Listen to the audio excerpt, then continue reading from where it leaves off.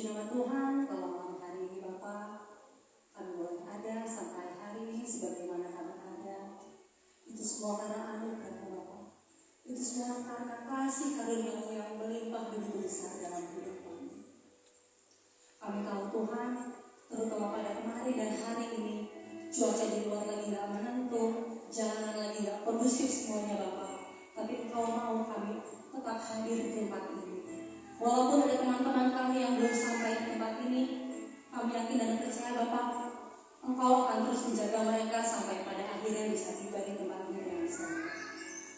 Bapak yang penuh kasih, kami ucap syukur Bapak atas segala kebaikan, atas segala kemurahan-Mu yang terjadi dalam hidup kami. Apapun permasalahan kami, apapun beban kehidupan kami, Engkau selalu ada bersama kami. Engkau tidak pernah meninggalkan kami sedetik pun. Kami serahkan segala pergumulan kami, Tuhan, sakit penyakit kami yang kami rasakan, Bapak, untuk mengejar ke depan kami bersama-sama memuji Engkau, memuliakan Engkau, belajar mendengarkan firman-Mu, biar kami bisa mendapatkan hal yang baru, hal yang baik, dan bisa kami bawa pulang dan dapat kami bagikan bagi orang-orang di sekitar kami. Ini syukur kami Bapa, kami mau menaikkan syukur kami kepada-Mu Tuhan. Karena segala hormat, pujian, kemuliaan hanya bagi nama-Mu yang kudus.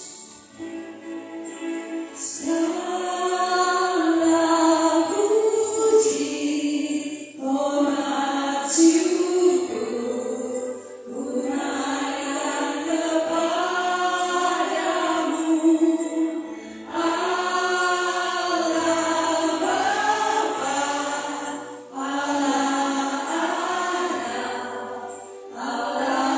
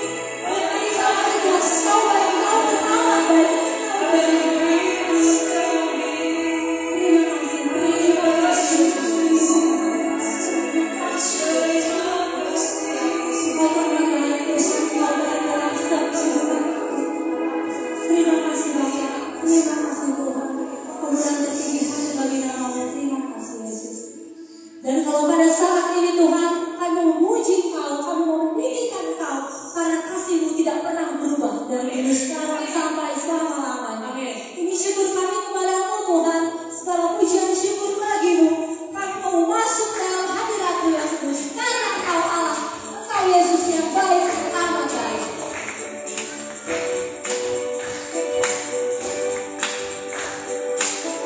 Mari untuk hadirat Tuhan kita puji-pujian.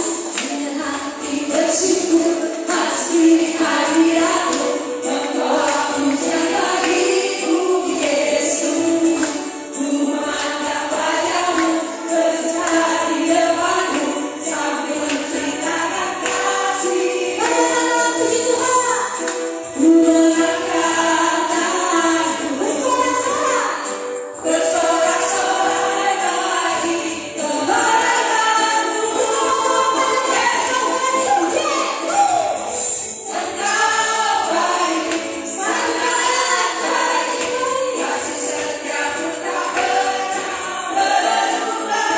Engkau baik, sangat baik, kasih setiamu tak pernah berubah. Kalau kita memuji nama Tuhan, ini pujian bagimu Yesus, kami mau menyanyi hadirat-Mu. Hati bersyukur. Dengan hati bersyukur masih hadirat-Mu, membawa pujian bagimu Yesus.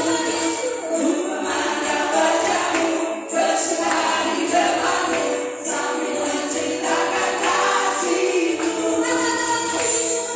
Ku mengangkat tanganku, bersorak-sorai bagi kebenaran-Mu. Engkau baik, sangat baik, kasih setiamu tak pernah berubah. Engkau baik, sangat baik, kasih setiamu tak pernah berubah. Engkau baik, sangat baik, kasih setiamu tak pernah berubah. Yesus baik, sangat baik, kasih setiamu tak pernah berubah. Yesus baik, sangat baik, kasih setiamu tak pernah berubah.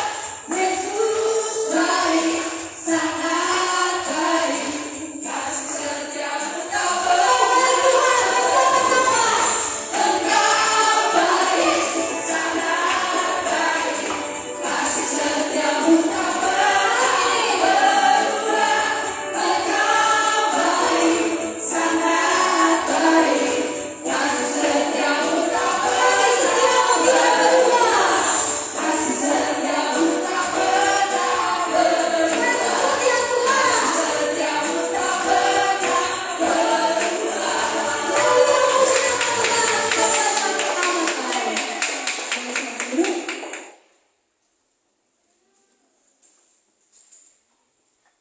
Benar ya, Tuhan Yesus itu baik. Siapa yang di sini merasakan bahwa Tuhan Yesus itu benar-benar baik? Amin. Puji nama Tuhan. Kenapa Tuhan Yesus baik? Kenapa Tuhan Yesus baik?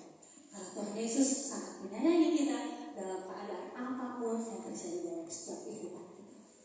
Contoh kecil aja ya. Ini jalan lagi macet, hujan, ada demo, tapi kita bisa tiba di tempat ini dengan selamat tanpa kurang suatu apapun. Amin ya. Karena kuasa Tuhan Yesus benar-benar luar biasa. Kita kami gak mau Tuhan, gak ada alasan untuk kami meninggalkan Kau.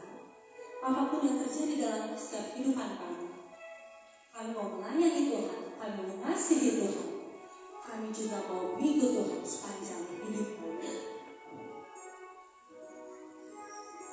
Bapa di dalam surga, kami mau lebih dalam hati masuk dalam hadirat-Mu. Kami mau melayani-Mu Tuhan, kami mau mengasihi-Mu Bapa. Pernah ku sesali mengiring Yesus sepanjang hidupku, lewati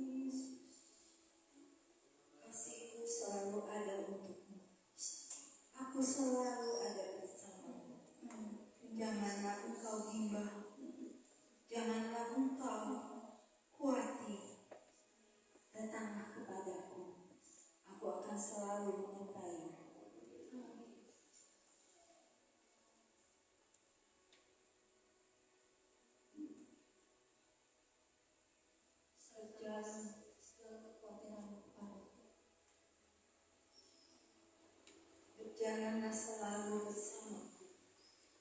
Peganglah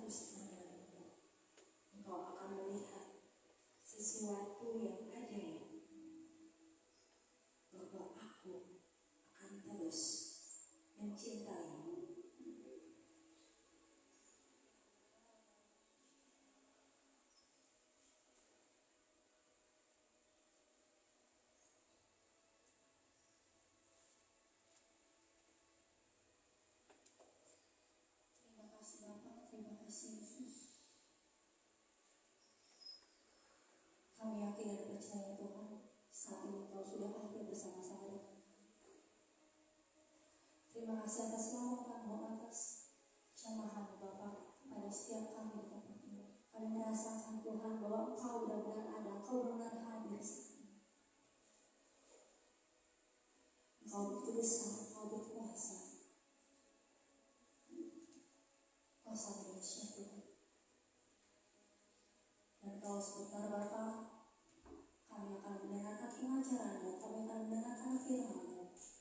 Kau telah pilih anak-Mu yang terkasih Tante Vera di tempat ini, Bapa yang telah hadir bersama-sama dengan kami. Kami sepakat, kami yakin, kami percaya Engkau telah mengasihi dia Tuhan dari jauh-jauh hari. Dan dari mempersiapkan apa yang akan dibawakan pada malam hari. Pakai Tante Vera Tuhan sebagai perpanjangan tangan-Mu sebebas-bebasnya untuk memberikan kabar sukacita pengajaran Bapa kepada kami di tempat ini.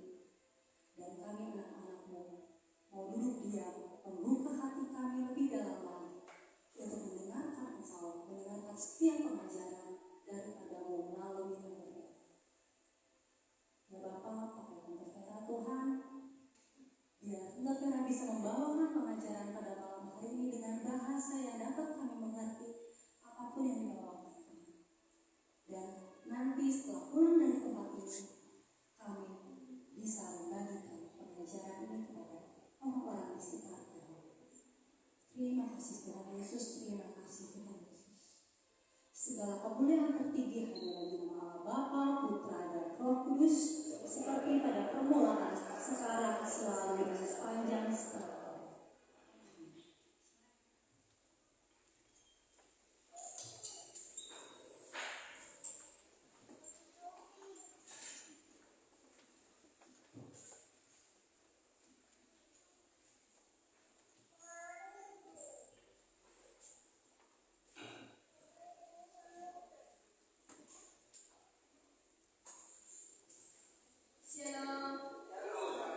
Suaranya? Oke.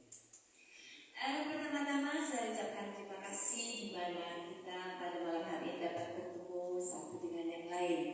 Dan terutama dan sangat saya banggakan di mana Anda sekalian adalah orang-orang pilihan, orang-orang yang sangat luar biasa. Karena apa coba? Seperti tadi katakan WA bahwa hari ini luar biasa, hujan sangat besar, lalu macet di mana-mana, tetapi Anda semua adalah orang-orang pilihan Tuhan. Yuk, beri tepuk tangan untuk kemuliaan bagi kita semua. Ya.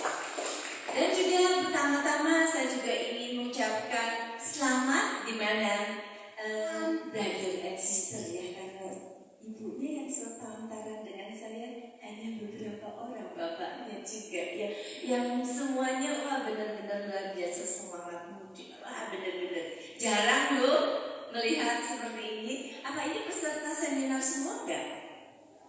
Oh enggak ya, tapi yang ikut seminar banyak juga. Ada juga yang ikut seminar pertumbuhan. Ada. Nah, ya. Nah, kalau ada yang mengikuti seminar pertumbuhan, sangat bangga, sangat senang. Karena apa? Karena pada malam hari ini adalah seminar yang terakhir, di mana kita bersama-sama sudah belajar bagaimana kita bertumbuh melalui doa yang pertama, dan bagaimana juga kita bertumbuh rohani kita melalui firman, bertumbuh di dalam suatu komunitas, dan yang terakhir sekarang adalah bertumbuh di dalam pelayanan. Ya, seperti tadi dikatakan bahwa nama saya adalah Vera, ya, Vera Harja. Ini adalah keluarga saya, di mana saya diberikan kesempatan oleh Tuhan, kepercayaan, mempunyai 2 orang putri, 2 mantu laki-laki, 2 cucu laki-laki, semua serba 2. Tapi kata Tuhan, kalau suami tetap harus 1, ya. Nah itu yang besar yang pakai baju hijau itu adalah anak saya yang paling besar.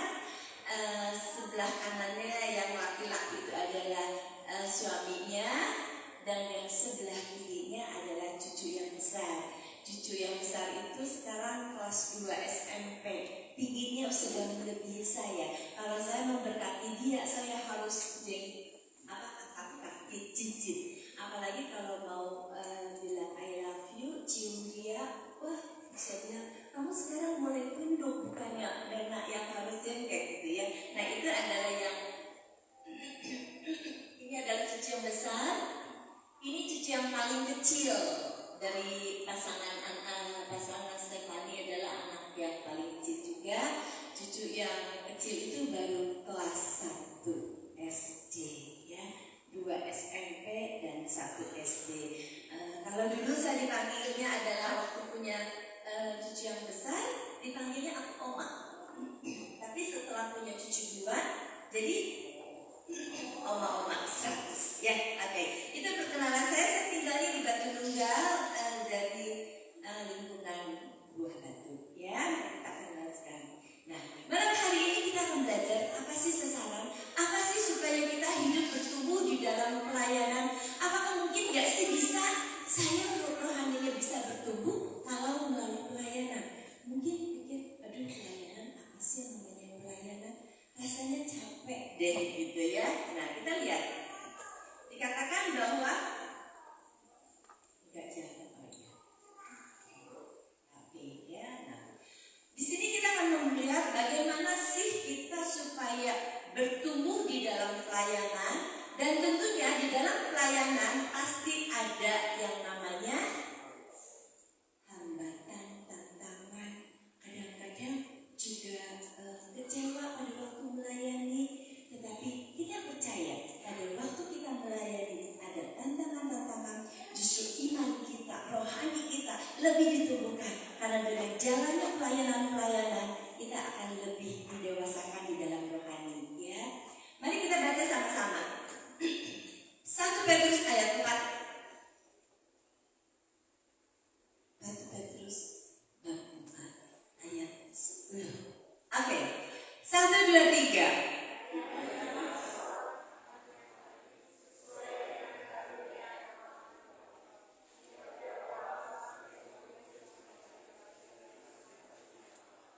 Oke, di sini katakan, layanilah seorang yang lain sesuai dengan karunia yang telah diperoleh. Ya. Jadi melayani itu adalah melayani adalah suatu perintah juga dari Tuhan, di mana kita itu harus melayani.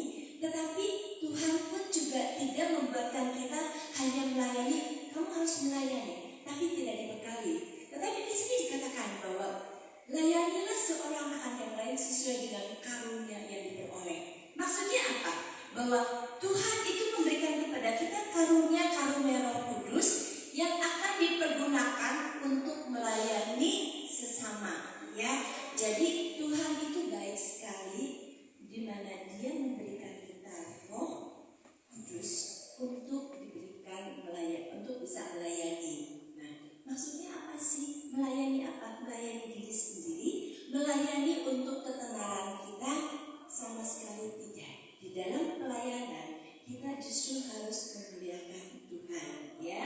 Nah, sekarang kita lihat ruang lingkup pelayanan kita apa aja sih ya? Di dalam ruang lingkup pelayanan yaitu internal dan eksternal. Internalnya apa? Melayani adalah yang pertama adalah di dalam keluarga dan di dalam gereja. Karena keluarga adalah gereja yang paling kecil, ya. Pada waktu kita seminar hidup dalam roh, kan kita dikaruniakan Roh Kudus, diberikan Roh Kudus. Nah, Roh Kudus itu akan membawakan kita kabar sukacita yang sangat kabar sukacita. Nah, kabar itu kita serahkan, kita berikan kepada orang-orang di dalam keluarga kita. Jadi, melayani yang pertama adalah di dalam keluarga. Terlebih-lebih di dalam Yohanes 10 ayat 10b dikatakan seperti ini. Aku datang supaya mereka mempunyai hidup yang berkelimpahan. Jadi Yesus datang untuk memberikan kepada kita hidup yang berkelimpahan. Hidup yang berkelimpahan nggak boleh didiamin sendiri, tetapi yang berkelimpahannya itu kita harus sebarkan kepada orang-orang. Ya, pertama adalah keluarga, dan yang selanjutnya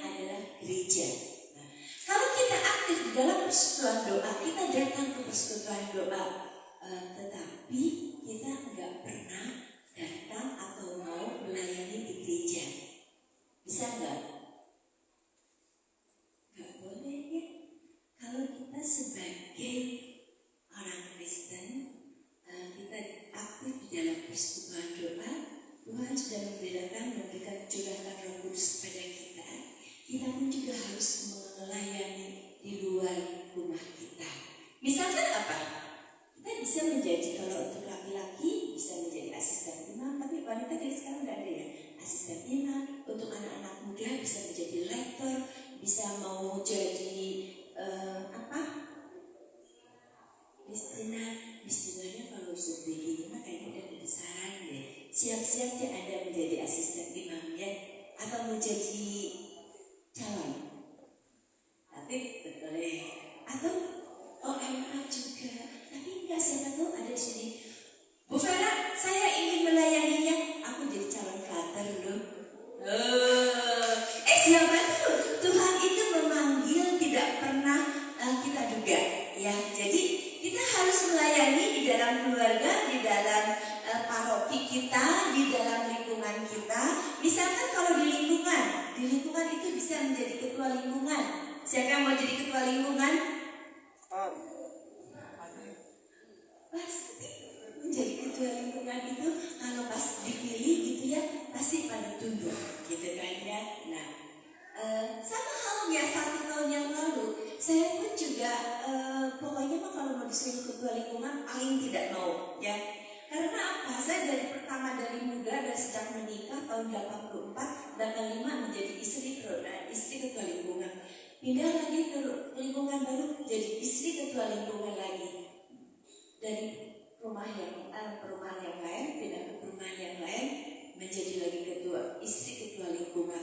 Istirahat tuh 3 tahun, terus terpilih lagi suami saya menjadi ketua lingkungan. Jadi bosan yang namanya ketua lingkungan.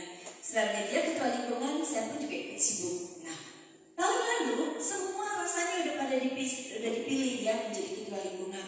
Akhirnya ada yang memilih salah satu orang. Kan pemilihan itu hanya masukkan namanya aja gitu ya. Nah, si panitia itu cuma bilang, udah banyak kok calon-calonnya, dia bilang. Cuma paling juga ada salah satu ibu yang terpilih. Oh ya. Saya bilang tadi siapa? Si A ya? Enggak, cuma nanti aja lihat. Pas ternyata laki-laki 2, satu lagi adalah perempuan saya. Ya. Saya bilang, saya nggak mau jadi ketua lingkungan, udah capek. Saya bilang, capeknya bukan dalam arti apa. Selama ini memang melayani di dalam lingkungan, tetapi tidak menjadi orang satu gitu loh. Justru kalau bukan orang satu, sebetulnya kita lebih capek dalam segala sesuatu diminta. Nah ya, singkat cerita, waktu itu akhirnya nama saya ada, saya nggak bisa. Terus teman-teman yang sok karismatik, sok priskat, sok berkat, dulu kan yang pemilihannya apa sistemnya? Kotak, bundar, segitiga. Jika percaya, kan mereka milih bukan berdasarkan nama saudara, yakin dia bilang pasti segitiga, kotak, bundar. Jika aja nggak tahu kan dia bilang ya sudahlah, saya pikir mensupport yang berdua. Akhirnya saya suruh milih itu kertasnya amplop. Saya bilang sama pastor saya nggak mau milih. Saya bilang pastornya kotak gitu ya. Saya nggak mau milih, saya bilang. Saya nggak mau jadi ketua lingkungan. Ya udah, Roh Kudus yang akan bekerja. Dia bilang. Singkat cerita, ternyata yang dipilih adalah amplop yang saya pegang. Ya. Tuhan memilih, kita tidak bisa menghindar. Ya. Jadi singkat cerita, tahun sekarang adalah tahun kedua menjadi ketua lingkungan. Senang Oscar. Jadi kalau Oscar mau jadi ketua lingkungan nanti sama tante disupport ya. Nah, jadi itu adalah pelayanan di sekitar internal. Lalu bagaimana dengan pelayanan eksternal? Karena kita pun juga harus bertumbuh di dalam pelayanan yang eksternal. Yang eksternal kita bisa melayani di RT, di RW, lingkungan yang lebih luas lagi. Jadi apa? Jadi camat ya, nggak bawa segitu ya. Nah, apa yang harus kita lakukan?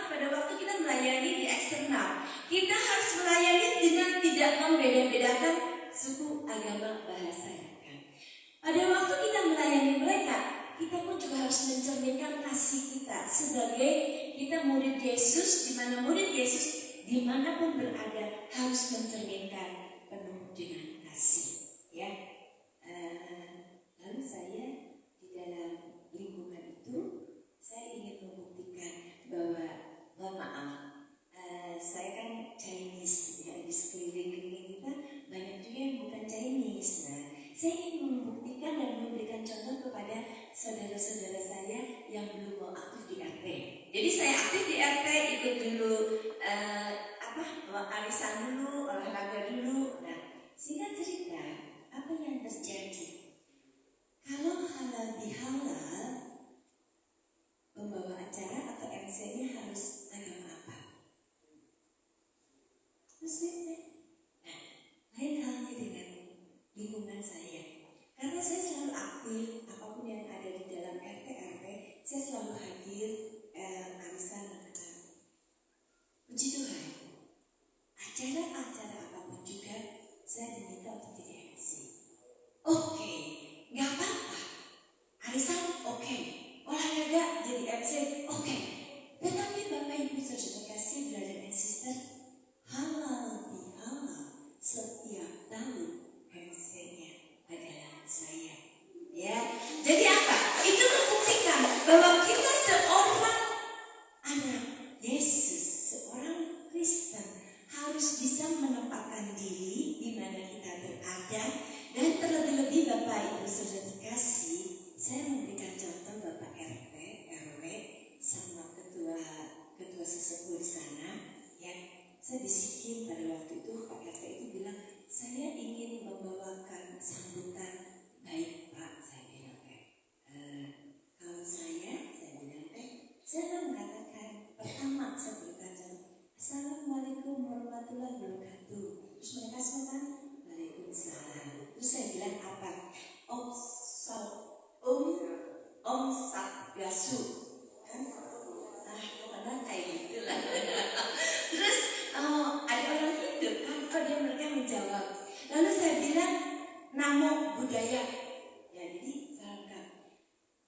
Shalomnya sama saya ditaruh di paling belakang. Karena begitu Shalom gitu kan ya.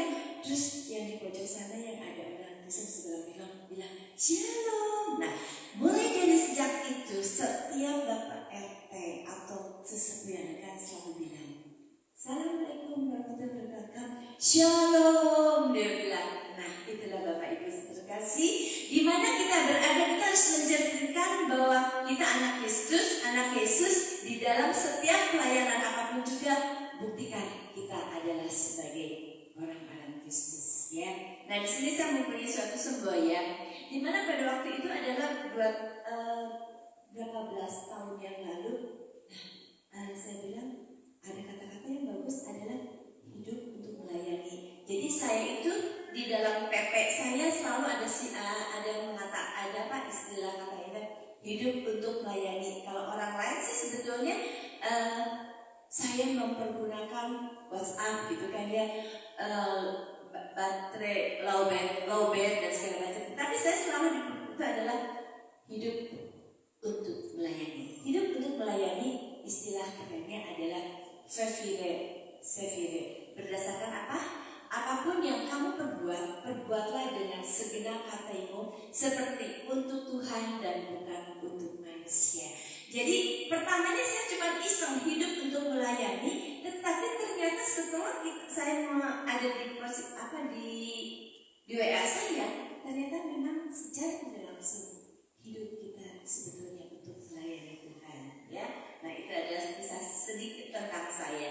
Nah, apa sih karakteristik daripada pelayanan Kristen? Ya, karakteristik sebagai pelayan anak-anak hidup Kristen adalah di dalam Matius 14 dan 16. Matius 14 ayat 16 dikatakan pada waktu itu murid-murid ikut-ikut dengan Yesus kan malam-malam, mereka kelaparan, terus si muridnya mengatakan, suruh pulang, guru.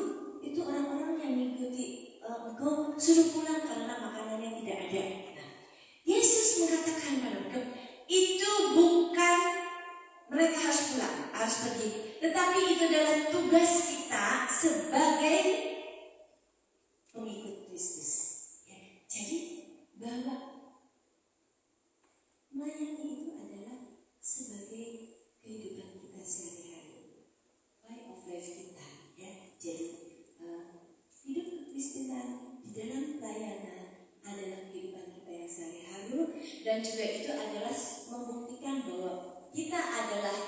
identitas kita sebagai murid Kristus. Kapan sih kita melayani? Tahu nggak dengan kapan kita melayani?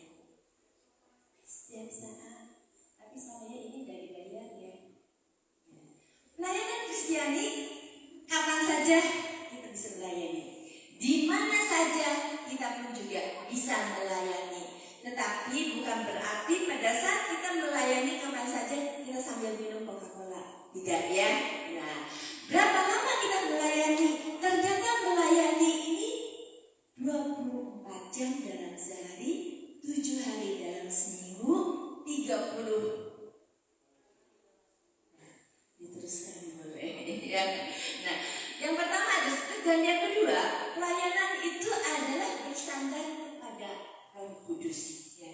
Seperti dikatakan di dalam Yohanes 20 ayat 21 sampai 22 dikatakan, damai sejahtera bagi kamu sama seperti Bapa mengutus kamu, demikian juga aku mengutus kamu. Lalu kata Yesus dikatakan dia menghembuskan Roh Kudusnya kepada kita. Jadi pada waktu kita melayani, pelayanan apa yang kita lakukan semua harus bersumber kepada Roh. Kan tadi Tuhan Yesus meniupkan rohnya kepada kita. Jadi kita dalam pelayanan kita semua harus bersandar kepada Roh Kudus, bukan bersandar kepada diri kita sendiri, bukan dari kemampuan kita, tetapi semua bersandarkan kepada Roh Kudus ya. Lalu dikatakan kembali, pelayanan itu kita harus sebagai hamba yang setia, hamba yang baik hati, seperti dikatakan di dalam Yohanes 15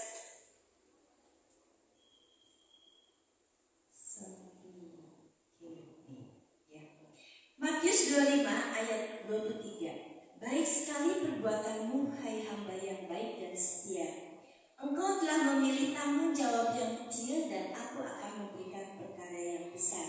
Masuklah dalam kebahagiaan abadi.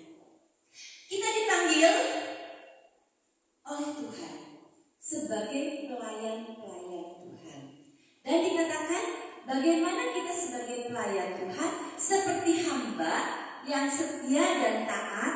Bahkan dikatakan aku akan memberikan pelayanan yang kecil, tetapi engkau begitu taat dan setia, sehingga aku akan memberikan engkau yang sangat besar, dan masuklah di dalam pesta bersama Kristus ya.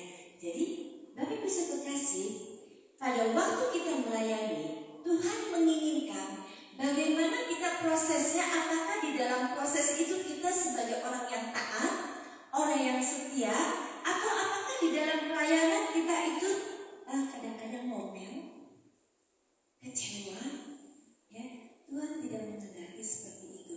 Bahkan dikatakan di sini kita dipanggil untuk taat dan setia yang sangat bisa mengasihi sesama.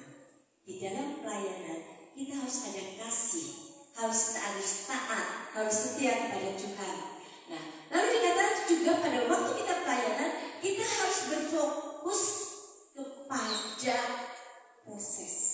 Bukan pelayanan itu kita prosesnya adalah kepada hasil ya. Kalau hasil itu tergantung daripada Tuhan ya. Misalkan kita melayani orang sakit, kita nggak tahu melayani pelayanan yang orang sakit itu bisa sembuh atau tidak. Itu adalah Tuhan yang akan menentukan. Tetapi pada waktu kita melayani orang sakit, bagaimana prosesnya? Tuhan menginginkan proses kita. Apakah melayani orang sakit itu kita penuh dengan kasih? Apakah kita pun juga dengan rendah hati? Apakah kita pun juga ada empati? Atau pada waktu kita melayani, pada saat itu mungkin kita lagi emosi, marah dan segala macam. Tuhan tidak menginginkan seperti itu ya. Lalu dikatakan kembali, proses adalah suatu keputusan dari kita. Bagaimana proses itu, mau cepat, proses itu mau lambat, proses itu apakah dengan jalan kita sambil emosi. Proses adalah keputusan kita, bagaimana kita melayani. Tetapi hasil adalah adalah keputusan daripada Allah. Ya, Bapak Ibu kasih itu. Lalu kita lihat lagi bahwa pelayanan adalah suatu privilege. Pelayanan adalah suatu hak istimewa. Bahkan dikatakan di Yohanes 15 ayat 16 sampai 17. Bukan kamu yang memilih aku, tetapi akulah yang memilih kamu. Atau Yohanes 15 ayat 16 17. Bisa tolong dibuka Android suci. Soalnya dalam Alkitab saya juga tidak bawa. Ini nakalnya adanya di sana gede gitu kan. Ya. Yuk kita baca Yohanes 15 ayat 16 sampai 17. Boleh? Siapa yang mau baca?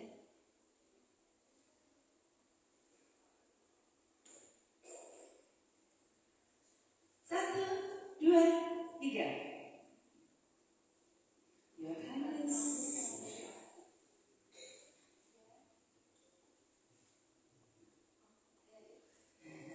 Bukan kamu yang memilih aku, tetapi akulah yang memilih kamu. Dan aku telah menetapkan kamu, supaya kamu pergi dan menghasilkan buah. Dan buahmu itu tetap, supaya apa yang kamu minta kepada Bapa dalam namaku diberikannya kepadamu. Inilah perintahku kepadamu, kasihilah seorang akan yang lain. Ya, terima kasih. Pelayanan adalah suatu hubungan istimewa kita dengan Allah. Dikatakan bukan kamu yang memilih aku, tetapi akulah yang memilih kamu. Dan aku telah menetapkan kamu supaya kamu pergi dan menghasilkan buah. Dan buahmu tetap, supaya apa yang kamu minta kepada Bapakku atas namaku diberikan kepadamu. Inilah perintah kepadamu, kasihilah seorang akan yang lain. Allah memilih kita. Apa pada saat kita pada waktu suci? Allah tidak pernah melihat. Pada saat memilih kita, kita itu orang yang sangat berdosa, orang yang mungkin yang pada waktu Tuhan pilih, mungkin posisi kita yang lagi sangat bawah. Tuhan angkat kita sebagai apa? Rekan kerjanya di dalam pelayanan di dunia ini. Ya, jadi Tuhan tak pernah memilih siapa kita. Tuhan tidak pernah melihat aku ini orang berdosa atau tidak. Ya, bahkan dikatakan, mari pada saat kita melayani Tuhan dan kita meminta kepada Tuhan, apabila di dalam nama Tuhan kita akan diberikan oleh Bapa. Ya, mau siap. Nah, kemarin dikatakan bahwa pelayanan itu bukan suatu kewajiban. Bukan suatu kewajiban yang berat. Artinya kita wajib, tetapi jangan dianggap bahwa pelayanan itu berat. Ya. Dan dikatakan lagi kata kita hamba Allah melayani tidak dengan paksaan, bukan juga dengan upahan, tapi kita adalah melayani dengan penuh sukacita. Kita bahagia sudah dipilih sebagai rekan kerja di dalam pelayanan, tetapi kita pun juga mempunyai suatu kewajiban bahwa kita harus melayani dengan penuh sukacita. Ya. Lalu dikatakan yang terakhir adalah pelayanan di dalam kesatuan dengan gereja. Di dalam pelayanan kita pun juga harus mengikuti instruksi daripada gereja. Puji Tuhan, kalau gereja Katolik itu kan secara umum sama, tapi dunia pun juga sama, ya. Jadi kita melayani sesuai dengan hierarki daripada gereja, ya. Kita melayani tidak boleh lepas dari hierarki gereja Katolik, ya. Lalu di dalam pelayanan pasti kita mengenal apa yang namanya hambatan. Hambatan yang pertama adalah kita selalu mengandalkan diri kita sendiri. Contohnya murid-murid Yesus pada waktu dia mengusir setan, ya, murid-muridnya datang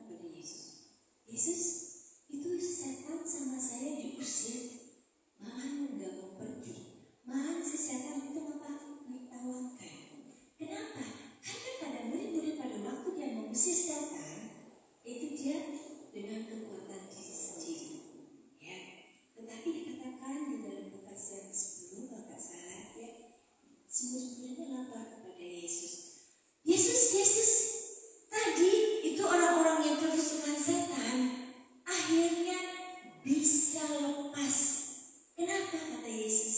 Karena aku mengusir setan itu di dalam nama Yesus. Ya, melayani kita nggak boleh dengan kekuatan kita sendiri, tetapi melayani harus dengan mengikutkan Yesus sebagai pegangan kita. Lalu kembali yang kedua, hambatannya apa? Kekecewaan dan kebimbangan. Kekecewaan dialami oleh kita. Jangankan kita yang jauh, maksudnya dengan Yesus kan ketemu di dalam doa. Tapi murid-muridnya contohnya adalah 2 orang Emmaus. 2 orang Emmaus kan dia pulang kecewa, pulang ke Emmaus, berjalan sambil muram, sambil marah. Karena apa? Dia merasa kecewa. Yesus yang dia banggakan, Yesus yang bisa menyelamatkan dia, kok ternyata Yesus disalib. Ya, 2 orang Emmaus itu kecewa dan bahkan marah. Tetapi di dalam perjalanan kedua orang itu ketemu dengan Yesus, akhirnya kembali penuh dengan sukacita. Nah, Bapak Ibu terkasih brother and sister, pada waktu kita melayani, kita pun juga sering kecewa. Ya, kecewa karena apa? Aduh, aku tuh sudah melayani dia tuh benar kok. Tetapi kenapa ya dia itu tidak bisa menerima aku?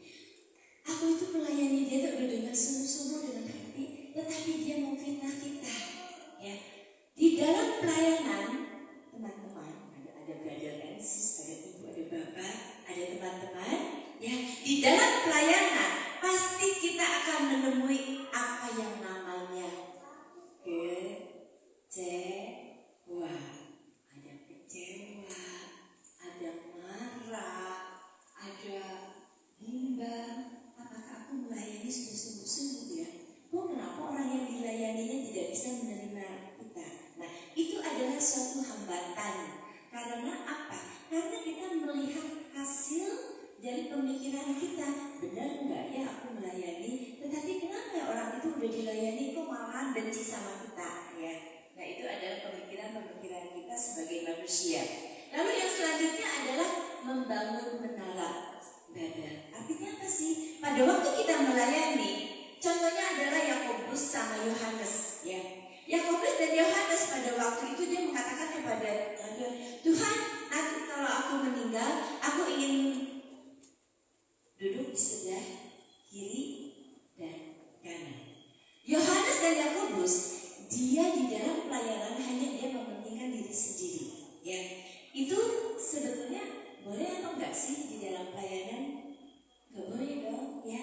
Jadi di dalam pelayanan itu hambatannya pada waktu kita ingin mementingkan diri sendiri, ingin memuliakan diri sendiri, pasti pelayanan kita tidak berhasil.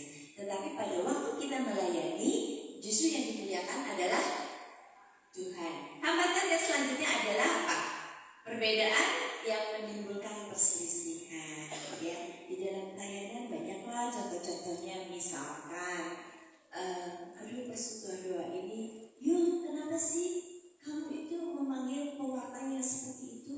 Terus kata sesi yang pewarta itu, kamu sih nggak pernah mendengarkan saya. Itu contoh-contoh ya. Terus misalkan perbedaannya, tadi siapa WA-nya suaranya bagus banget. Boncan. Pada waktu Boncan memilih misalkan lagu ini adalah yang saya inginkan adalah lagu A, B, C, D.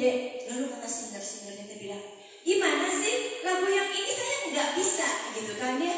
Nah, hal-hal yang kecil, ada perbedaan dalam hal pemilihan lagu aja bisa menjadi hambatan kita di dalam pelayanan ya. Lalu selanjutnya apa? Keterikatan duniawi. Contohnya di Alkitab apa? Sahyus. Benar gak sih Sahyus? Yang naik pohon. Terus kalau yang kecil, Sahyus sama apa sih suka ketukannya? Bukan. Ada apa yang Sahyus mah ya orang yang pemungut cukai. Ada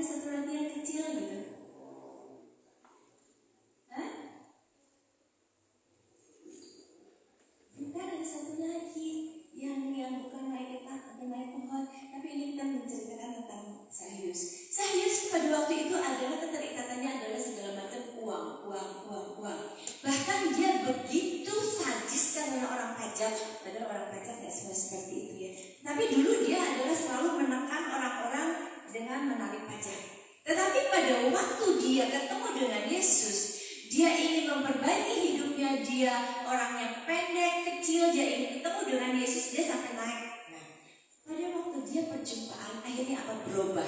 Daripada pertamanya adalah mata duiten, kata orang Sundanya Mbak ya, malah dia berkatakan, Tuhan, saya ingin mengembalikan berapa lipat kali ganda apabila orang yang ada di sekitar saya ambil uangnya, saya sakiti, dan sekarang uangnya ini akan saya serahkan pada untuk pelayanan. Ya, jadi hambatan itu ada dunia, ada egois kita, kepentingan diri kita sendiri. Di dalam pelayanan ada hambatannya adalah kekecewaan, bimbang, udah melayani dengan sungguh-sungguh tetap aja dicela, gitu kan ya. Ada juga bahwa kita mementingkan diri sendiri dengan kemuliaan kita.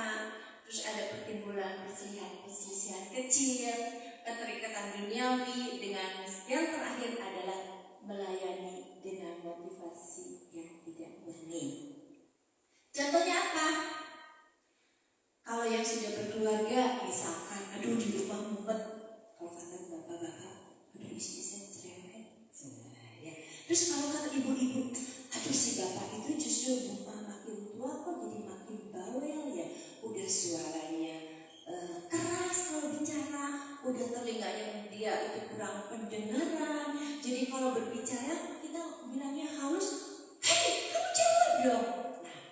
Nah, daripada di rumah pusing, istri bawel, suami sama, saya lebih baik melayani. Boleh? Itu adalah suatu motivasi yang tidak benar ya. Jadi, ayo udahlah, saya lebih baik tiap pagi pergi misa. Kalian bisa betul ya.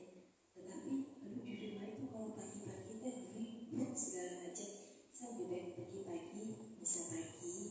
Terus di rumah masih libur, nah saya udah aja mau menemui orang-orang yang ada di sekitar. Kita anggap aja nengok atau apa gitu ya. Itu adalah motivasi-motivasi yang menghambati di dalam pelayanan. Atau misalkan boleh enggak kalau kita melayani di dalam kondisi rumah yang lagi sedang hancur-hancuran, baik ekonomi baik keadaan, kita pergi untuk melayani. Boleh enggak? Sebaiknya ya, pada waktu kita akan pergi melayani, perbaiki dulu yang ada di dalam keluarga, atau mungkin juga di dalam pekerjaan. Kan bisa aja kita hidup, atau mungkin anak-anak muda ini kan masih kuliah gitu kan ya. Wah, hari ini ujian, hari ini harus ada tugas apa gitu loh. Mumet lah, apalagi melihat yang namanya si dosennya menyebalkan gitu kan ya. Melihat dosennya, aduh kadang-kadang bawelnya luar biasa. Lebih baik aku izin, Pak, hari ini saya tidak akan mengikuti sesi yang ini, pelajaran ini. Kenapa? Saya akan melayani di gereja, itu bantuan saya, gitu kan. Nah itu hal-hal yang seperti itu nggak boleh ya. Jadi pada waktu kita akan melayani, hilangkan semua hambatan-hambatan. Kalau misalkan di dalam rumah atau di dalam kehidupan kita sehari-hari lagi nggak benar, perbaiki dulu, baru melayani. Karena melayani yang utama adalah di dalam keluarga kita sendiri. Lalu bagaimana caranya untuk menghilangkan hambatan-hambatannya? Adalah seperti ini. Kita harus menyadari dan menerima dengan rendah hati, ya. Mengolah bersama Kristus melalui sarana. Sarananya apa?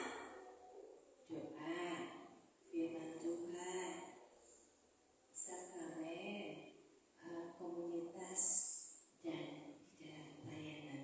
Ya, untuk menghindari hambatan, itulah lingkaran kehidupan Kristiani. Doa, firman Tuhan, komunitas, dan sakramen, dan pelayanan.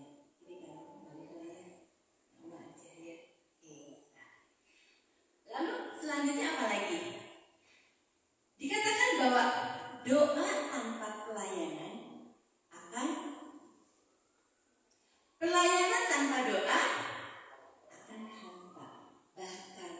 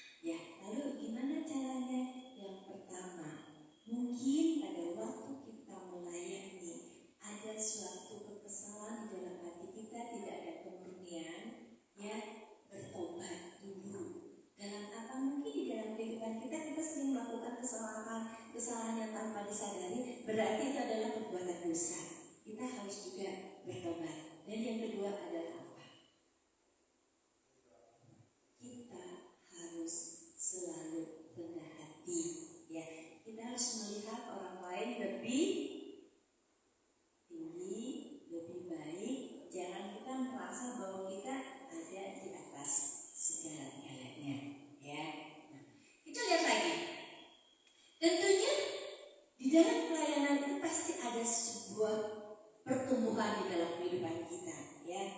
Pertumbuhannya apa sih di dalam pelayanan? Dikatakan bahwa pada waktu kita melayani itu akan menumbuhkan kembangkan karunia dan karisma Roh Kudus, di mana dikatakan bahwa kita akan menjadi serupa dengan apa aja serupa dengan kata-kata kita, bertindak, segala apa yang kita lakukan, apa yang kita katakan, semuanya adalah sama dan serupa dengan Kristus, ya. Lalu dikatakan juga bahwa kita semua dipanggil untuk menjadi serupa dengan Kristus. Mau gak sih? Dalam hal apa?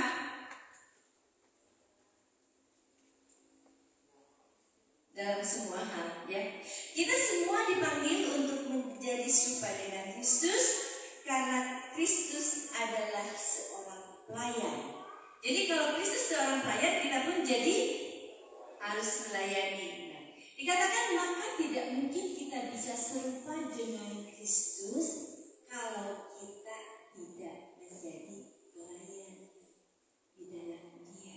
Jadi kalau kita mau serupa, kita harus jadi pelayan. Karena Tuhan pun juga datang ke dunia bukan untuk melayani, untuk dilayani, tetapi untuk melayani. Jadi kalau kita ingin serupa dengan Yesus, kita harus menjadi seorang pelayan. Pelayan yang seperti apa? Pelayan adalah buah sekaligus adalah sarana pertumbuhan kehidupan kita. Dan dikatakan bahwa pelayanan adalah sebuah anugerah. Benar nggak pelayanan adalah sebuah anugerah? Benar nggak pelayanan sebuah anugerah?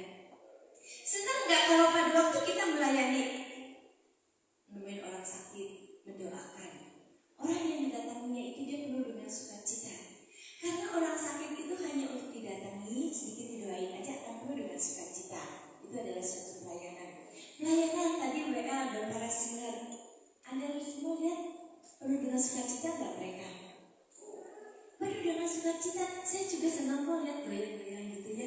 Wah, saya bilang saya mau belajar dari yang para singer dan WA. Siapa tahu nanti di persekutuan doa saya akan seperti itu, ya. Nah, itu adalah suatu anugerah. Nah, lalu apalagi sih anugerah yang selanjutnya? Pada waktu kita akan melayani akan penuh dengan sukacita sejati. Percaya nggak? Melayani di sini dia lompat-lompat, gitu, goyang-goyang, gerakan, nyanyi-nyanyi. Itu adalah penuh dengan sukacita. Tidak ada satupun juga pelayanan yang tidak akan membuahkan sukacita. Yohanes 15 ayat 10 sampai dengan 12. Yuk, saya bacakan ya. Jikalau kamu menurut perintahku, kamu akan tinggal di dalam kasihku seperti aku menuruti perintah Bapakku dan tinggal di dalam kasihnya.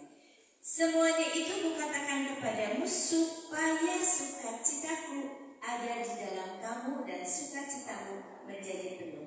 Inilah perintahku, yaitu supaya kamu saling mengasihi seperti aku telah mengasihi kamu. Di dalam pelayanan akan menimbulkan sukacita. Lalu apa lagi? Di sini dikatakan bahwa buah dari keheningan adalah, buah dari doa adalah, buah dari iman adalah, buah dari kasih adalah pelayanan. Buah dari pelayanan adalah sukacita, damai, dan sejahtera. Jadi pertumbuhan di dalam pelayanan akan membuat kita menjadi serupa dengan Kristus. Serupa dengan Kristus melalui apa? Melalui pelayanan-pelayanan kita. Buah daripada pelayanan akan membuat kita penuh dengan sukacita, ya, akan juga membuat damai, sukacita, bahagia. Lalu nextnya apa? Di sini dikatakan bahwa menjadi sarana bagi pewartaan Injil. Jadi pada waktu kita pelayanan boleh dong sedikit-sedikit membawa ayat-ayat. Terus pada waktu berdoa kita pun juga bisa membawa nama Yesus, gitu kan? Itu adalah sebagai alat untuk pewartaan Injil kita, ya. Lalu kembali dikatakan penuh sukacita adalah hasil dari hidup yang berbuah, berlimpah, sejati dan abadi. Bapak Ibu Saudara kasih, saya juga ingin sedikit cerita sebelum menit boleh? Oh masih jauh. Pelayanan tidak harus kita harus mendoakan, atau pelayanan pun juga kita tidak harus menjadi BL, single, asisten iman. Itu adalah dari beberapa contoh pelayanan. Yang saya lakukan, saya suka melayani adalah orang-orang yang ada di pinggir jalan. Ya. Saya melihat karena sekarang banyak sekali orang yang suka tidurnya di roda di mana di situ tempat tidur, di situ ada istri, di situ ada anak. Pernah melihat enggak? Ya, sering melihat seperti itu. Lalu bagaimana caranya? Saya bukan orang yang berlebih, cuma cukup aja. Cukup kalau mau makan ada, gitu kan? Mau pergi ada kendaraan. Lalu misalkan naik gojek atau apa, pokoknya cukup. Tapi benar-benar bukan saya orang yang berlebih. Tetapi di dalam setiap pelayanan, mungkin waktu itu melayani itu saya dalam kekurangan saya, ya. Tetapi ada hasrat untuk melayani. Bagaimana caranya melihat orang-orang yang di sekitar kita, ada yang tidurnya di emper, gitu ya. Saya hanya cuma sekedar membuatkan nasi, sayur, nasi dikotakin atau nasi dibungkus. Kalau misalkan harga kotak lebih mahal, dibungkusnya pakai kertas coklat. Pernah suka jajan di warung, ya kan? Nah, caranya seperti itu. Saya membuat nasi bungkus beberapa banyak. Misalkan saya berjalan atau saya naik mobil, kalau lebih jauh saya bawa ke cucu saya. Supaya apa? Memberikan contoh bagaimana melayani atau mengasihi orang-orang yang kekurangan seperti kita. Atau mungkin pikir, Fred, aku kan gak bisa masak, misalkan gitu. Aku ingin memberikan seperti itu, tapi aku gak bisa masak, tapi aku punya uang sedikit loh, gitu kan ya. Bisa kita beli kemana? Ke Ampera, ya. Itu pun juga satu pelayanan. Misalkan kita punya 10.000, kita beli nasi Ampera berapa sih sekarang? Nggak pernah tahu, gitu kan? Tahu nggak nasi Ampera berapa? Makan Ampera warung Tegal ada yang misalkan nasi cuma hanya sayur. Oh, nggak dapat 10.000. Oh ya udah, nanti kasih lebih aja ya. Nah, misalkan uang sedikit gitu ya, kita kalau nggak bisa masak ya udah beli melalui apa? Warteg. Warteg itu apa? Coba bukan Ampera, kalau Ampera lebih tinggi ya. Warteg. Kalau kita membeli melalui warteg, berarti kita pun juga membantu mereka gitu loh. Jadi bisa beli itu. Atau sekarang lagi tanggal 2 ya. Coba lihat ya nanti untuk ibu-ibu yang ada di rumah, buka kulkas. Banyak ya makanan yang gak kemakan. Ada yang hampir expired enggak? Ada yang hampir busuk enggak? Nah, pada waktu kita membuka kulkas, lihat. Tapi jangan sampai yang udah expired, yang udah hampir busuk diberikannya, tidak. Jadi hal-hal yang sepele itu udah bisa kita lakukan. Memberikan makanan orang-orang yang ada di sekitar kita yang kekurangan. Buka kulkas, saya yakin di kulkas saya juga sekarang masih banyak yang harusnya sebetulnya sudah tidak layak dimakan. Boleh nanti dibuka ya di rumah ya. Ada enggak ya? Boleh sih ya. Nah, itu adalah contoh-contoh simpel di dalam pelayanan kita.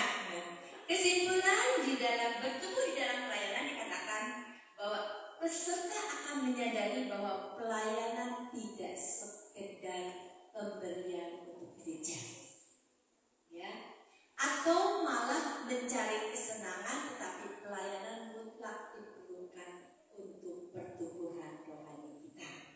Ya.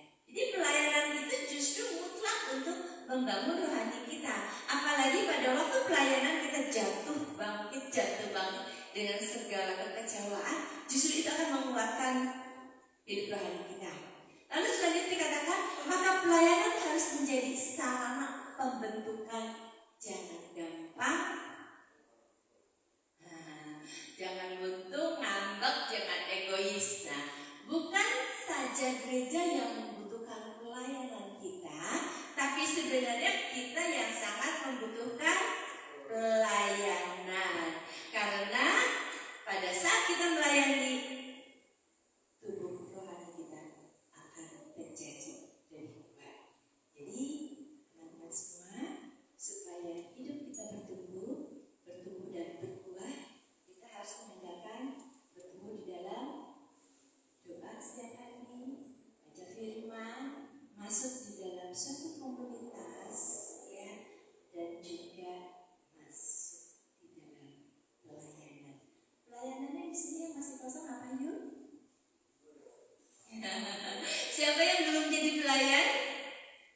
minta sama Yuyu, yuk saya ingin melayani ya. Melayani dari yang kecil, misalkan hal yang sepele, kita beres-beresin kursi, itu pun juga melayani. Kalau kita melayani beres-beresin kursi dengan penuh hati, dengan penuh ketulusan, percaya pelayanan kita akan meningkat. Mungkin nggak cuma beres-beres kursi, akhirnya menjadi sinyal seperti Anda, WA, gitu. Banyak supaya kita bisa bertumbuh di dalam pelayanan. Banyak sekali yang bisa kita lakukan. Tetapi kita percaya dan kita imani bahwa pelayanan itu yang akan memberikan pertumbuhan rohani kita. Tetapi layanilah dengan penuh kasih, tidak membanggakan diri, tidak meninggikan diri kita, tetapi di dalam pelayanan biarlah kemuliaan Tuhan yang ada di dalam kehidupan kita. Amin. Tuhan Yesus memberkati kita semua. Ya, oke. Jadi diskusi aja ya. Layak ya? Kenapa? Oh, tanya jawab aja. Yang jawab siapa sendiri? Katanya tidak ada diskusi kelompok, tetapi bertanya di dalam tanya jawab. Boleh? Semoga saya bisa menjawab.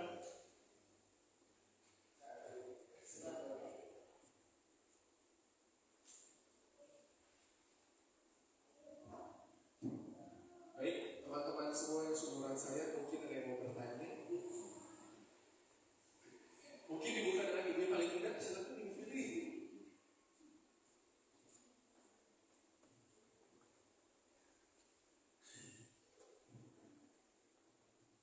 Biasanya kalau ada pertanyaan sudah tunduk ya, ngerti ya. Antara dua. Antara ngerti atau tidak ngerti gitu ya. Si Tante Vera bawa ini tadi kecepatan atau Bu Vera kemana sih gitu kan ya. Itu antara iya dan tidak. Ada kagum, kan? Kenapa? Ada kagum sebenarnya. Lagu. Opo-opo tidak bisa bicara. Ayo ada yang mau bertanya? Adik-adik mahasiswa.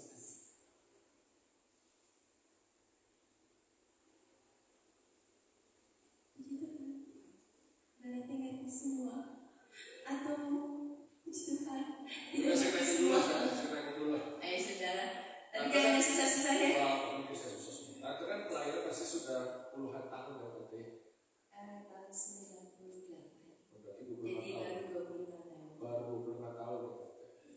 Bagaimana caranya untuk menjaga agar api semangat pelayan itu tetap menyala dalam kehidupan? Di dalam pelayanan pernah jatuh juga ya, nggak pernah yang namanya selalu di dalam pelayanan itu mulus ya. Mungkin dalam waktu pertama kalau waktu melayani masih agak sedikit tersendat-sendat. Pada saat sudah mulai ada mampan, pada waktu melayani dikatakan banyak sekali hambatan-hambatan yang dihadapi, yaitu saya sering sekali difitnah terus diomongin dari belakang gitu ya. Jadi di dalam pelayanan itu sering saya menghadapi fitnahan, cacian, terus pakai baju aja diomongin. Padahal selama ini kalau pelayanan atau dalam sehari-hari saya pakai bajunya begini, nggak pernah pakai baju seksi yang bersih ya. Bersih pasti kenal melihat saya udah tahun 25 tahun yang lalu saya udah kenal bersih. Saya tidak pernah pakai baju yang macam-macam, apalagi yang kurang kain itu nggak pernah ya. Jadi di dalam pelayanan itu nggak selalu mulus ya. Tetapi kembali pada waktu saya kecewa, pada waktu saya terpuruk, pada waktu saya difitnah, pada waktu saya titik paling rendah, semua harta saya hilang, pada waktu saya terpuruk ditinggalin orang karena fitnahan-fitnahan, saya hanya mengandalkan doa dan juga support dari orang-orang persekutuan komunitas saya. Caranya bagaimana? Mereka itu puasa, doa, dan puasa bersatu padu dalam jam-jam tertentu doa, pada hari-hari tertentu mereka berdoa, sehingga pada waktu saya terpuruk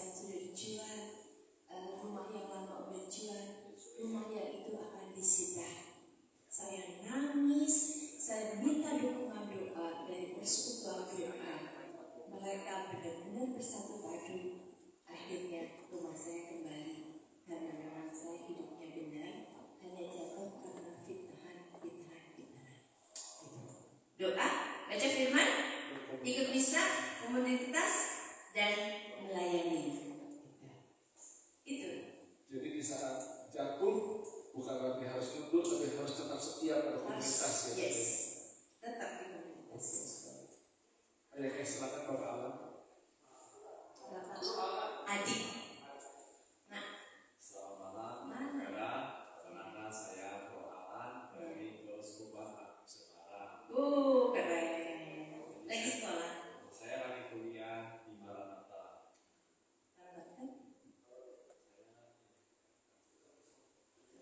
Ya, sebenarnya jadi itu kita pelayanan kan ada satu babnya. Pertanyaan saya ini gimana sih caranya biar kita tuh tidak sampai berhenti pelayanan? Pada waktu jatuh, sebagai manusia tetap ada mundurnya. Ya. Pernah saya pun juga mundur beberapa langkah, menghindari untuk orang bertemu dengan saya karena malu, ya. Tetapi saya diingatkan pada saat saya masih belum punya apa-apa, Tuhan menolong saya. Jadi pada waktu saya jatuh, saya diingatkan kembali bahwa Tuhan pasti akan menolong saya. Bagaimana caranya? Saya retret, dalam arti retret bukan retret pergi, mengundurkan diri dari setiap kegiatan dulu, tapi bukan untuk selamanya. Mungkin dalam waktu sebulan saya mundur dari setiap kegiatan di dalam satu komunitas. Cuma saya menyampaikan, nah di dalam retret itu introspeksi diri. Mungkin dalam kehidupan saya pernah saya melakukan hal yang tidak benar menghadapkan Tuhan. Saat itu saya bertobat. Ya. Setelah menyadari pertobatan, saya lalu kehidupan sehari-hari saya adalah hanya memuji dan menyembah Tuhan. Itu hanya yang bisa saya lakukan. Walaupun suara saya nggak bagus, nggak apa-apa, berteriak aja memuji Tuhan. Gitu. Ya. Doa, retret, memuji Tuhan. Itu aja. Semoga bisa menjawab. Baik, terima kasih Tante. Ada lagi mungkin yang mau bertanya? Mungkin adik-adik mahasiswa mau bertanya juga ya dari ITB.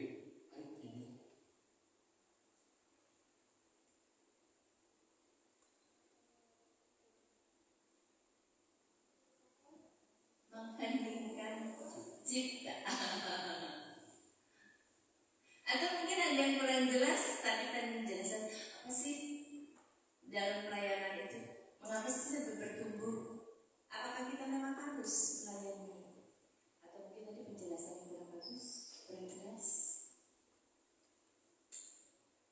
Atau cukup sekian? Ili mau bertanya? Adikku mau menjawab bertanya atau menjawab? Baik, kalau gitu cukup, ya.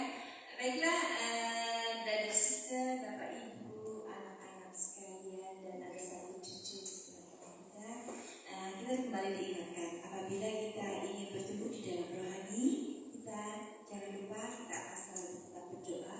Firman Tuhan, kita masuk di dalam komunitas dan juga di dalam pelayanan. Karena hidup doa tanpa pelayanan adalah sia-sia. Hidup kita baca firman tiap hari dari pagi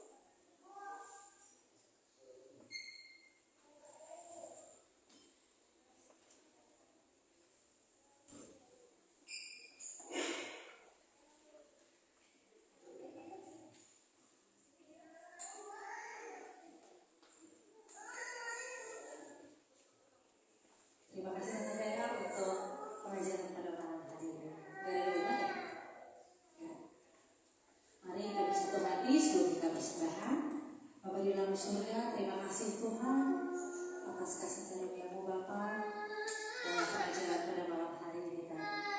Terima kasih Tuhan Kau sudah undang Tante Vera di tengah-tengah kami untuk menyampaikan setiap pengajaran daripada berkati Tante Vera Bapa dalam keluarganya, setiap pelayanannya, apapun yang dilakukan semuanya Kau buat berhasil Tuhan. Selalu terus Tante Vera dalam kehidupannya sehari-hari, apapun yang dia lakukan dalam keluarga, masyarakat, dan orang-orang di sekitar, semuanya untuk kemuliaan nama-Mu dan dapat memberikan kasih, pancaran kasih-Mu terhadap orang-orang di sekitarnya.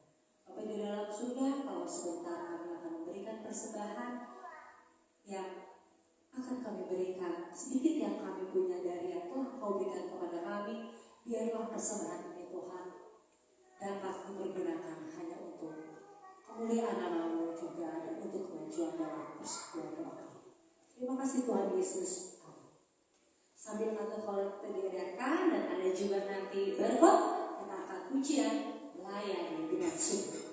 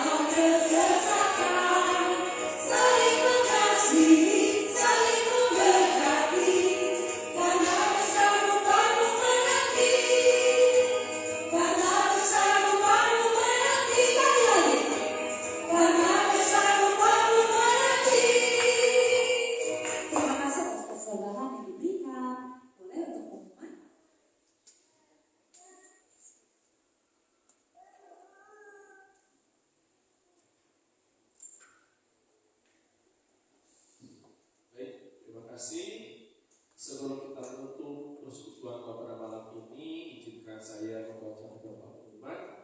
Tapi sebelumnya kami dari PDP St. Laurentius mengucapkan terima kasih kepada Tante Vera Harja untuk sesi pada malam ini. Sungguh luar biasa mengingatkan kembali kepada kita dan semoga juga semakin membakar kita untuk bersemangat dalam pelayanan. Terima kasih Tante Vera.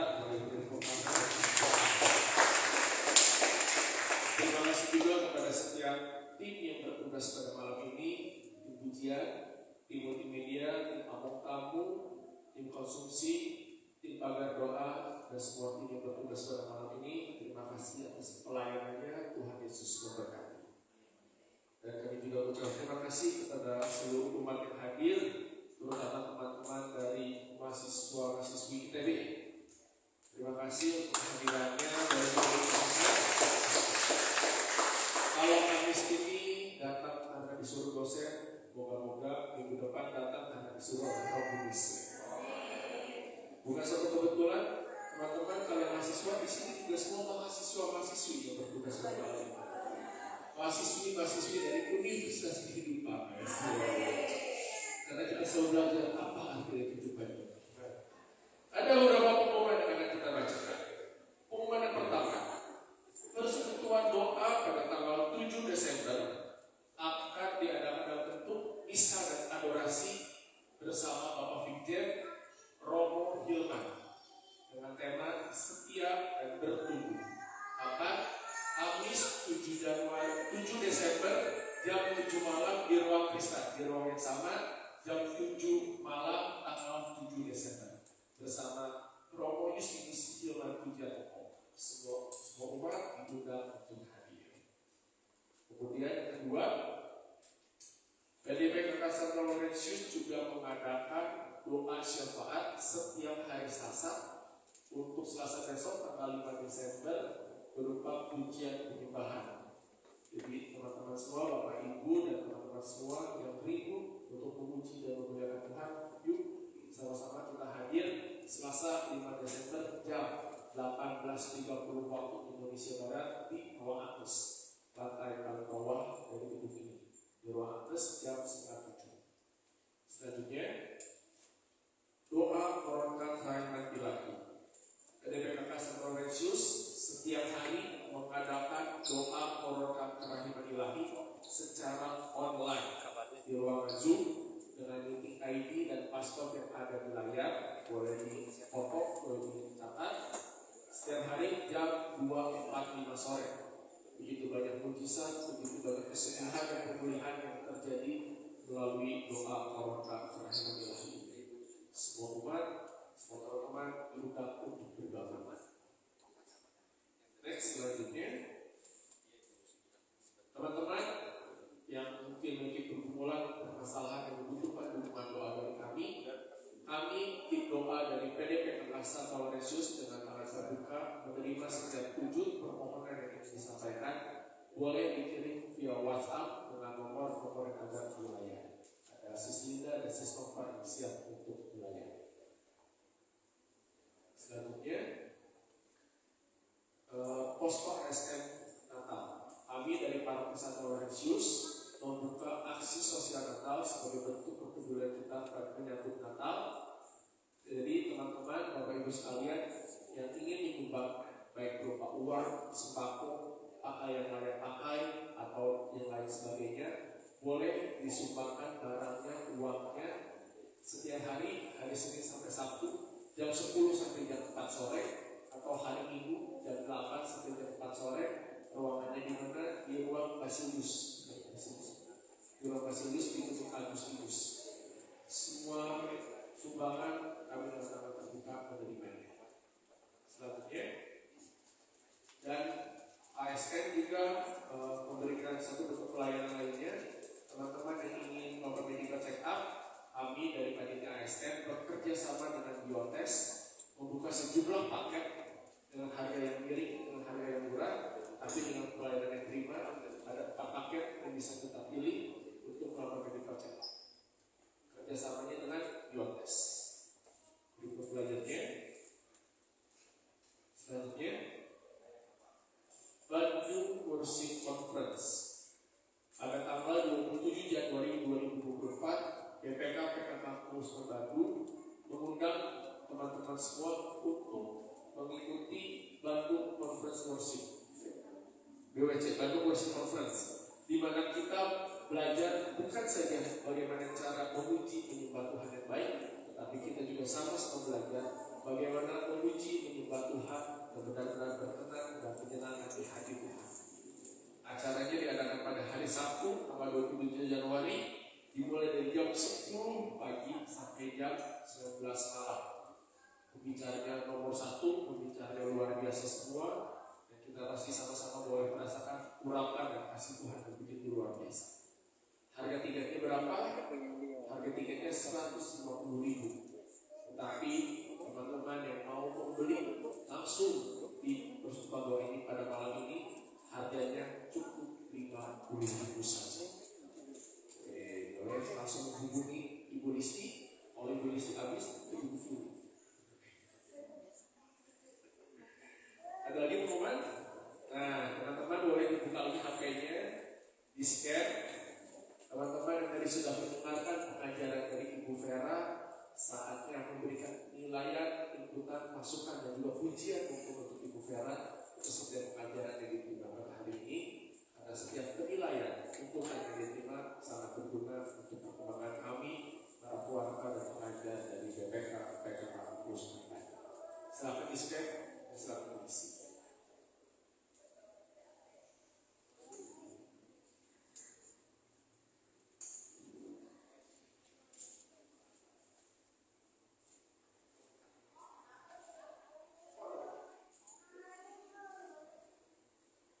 Sekian pengumuman, terima kasih, Tuhan Yesus memberkati. Terima kasih Oscar untuk pengumuman pada malam hari ini. Bapak Ibu saudara-saudari, proyeksi sebelum kita pulang, kita bisa di dalam surga, terima kasih Tuhan kalau pada pinjam ini kami bisa belajar, kami bisa memuji, memuliakan nama-Mu, kami bisa bersama-sama dengan saudara-saudari seiman untuk memuji nama Tuhan. Ya Bapak, kami mau terus belajar, kami mau bertumbuh dalam setiap pelayanan kami, apapun pelayanan dimanapun yang kami lakukan.